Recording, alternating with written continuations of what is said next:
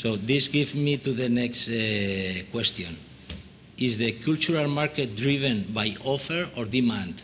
Normally, marketing specialists establish that some markets are driven by offer and others by demand. In our case, I don't believe, from my experience, in offer in demand markets. I don't believe in asking the market what they need, what they want, and offering exactly that they ask for.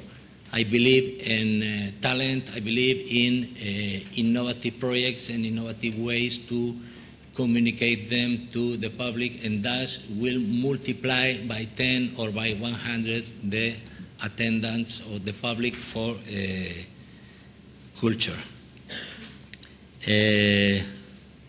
Next thing I think I want to share with you is about the local or global cultural markets.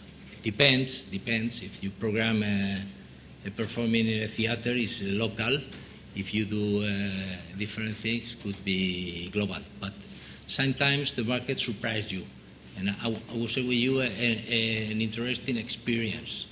We organize a short film festival in the internet, so-called notodofilmfest.com, that after 6 years is very successful. Last offer prices for filmmakers, bringing us short films conceived to be distributed and seen in the net. So the only limit is no more than 10 megas and no more than 3.5 minutes. Last year we received more than 1,500 pieces from 31 different countries around the world. We have a sponsor, that is a whiskey brand, and the sponsor invests a few money in advertising the festival, but only in the local market in Spain, because they are only interested in spend money in Spain. But internet surprised you. You present the project in Spain, and you receive hundreds of pieces from 31 different countries. So it's a global market for this? Yes. But the other side of this coin is language. We receive pieces for 31 countries. All the countries around the world speak in Spanish, but not so much pieces from Europe. So we in Spain are part of Europe, geographically and culturally, but the language is an important issue. Why we don't receive much more pieces in English or from England, I don't know. But from Venezuela, Mexico, Brazil, Argentina, 80% of the foreign pieces. So I think, thinking in terms of Europe, we speak, I don't know, 50, 100 different languages. So there's a big issue. It's a very, very big issue. And finally, I want to reflect about cultural marketing and cultural management.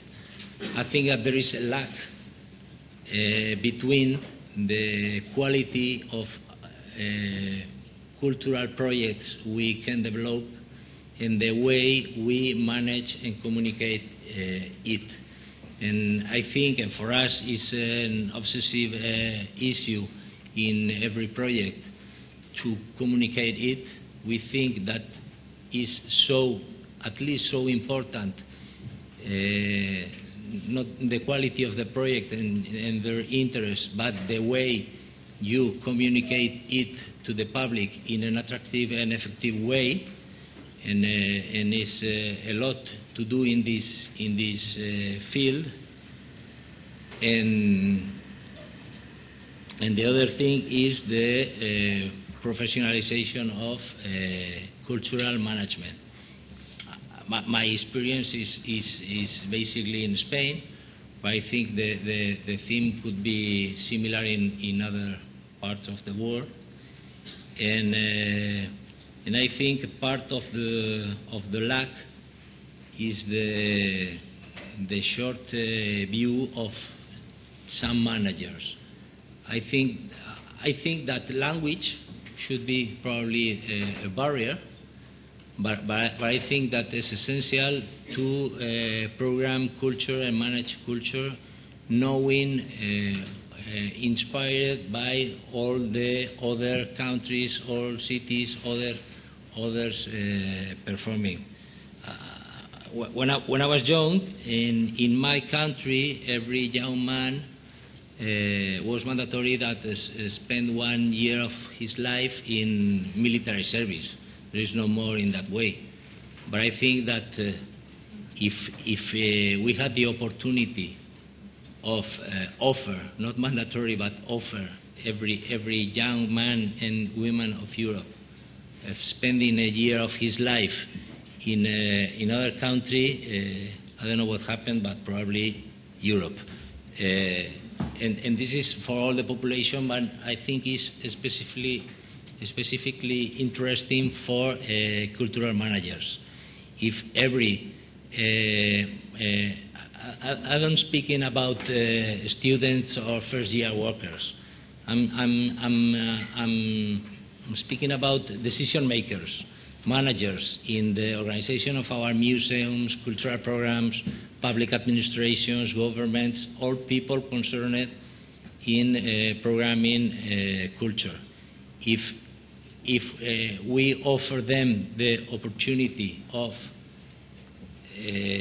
exchange and work 1 year in other field, another country, another different institution, the result would be wonderful. Thank you very much.